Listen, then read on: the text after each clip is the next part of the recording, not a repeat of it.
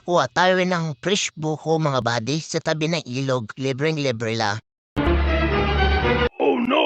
A few moments later.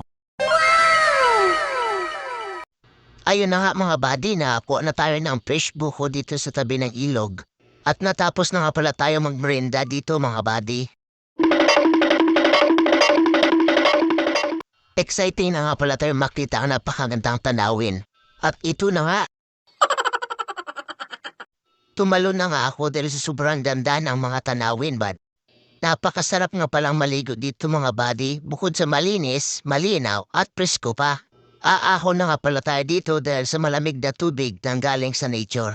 At sa mga gusto nga pala dito maligo, magpalamig at mag-explore, dito lang yan matatagpuan sa Aklan. At tayo na nga mga buddy, dandahan na tayo umakyat dahil sa madulas na gawa ng lumot. Subukan na nga pala natin dito magtumbling mga buddy. No! God, please, no! No! At hanggang dito lang nga pala ang ating video. Maraming salamat!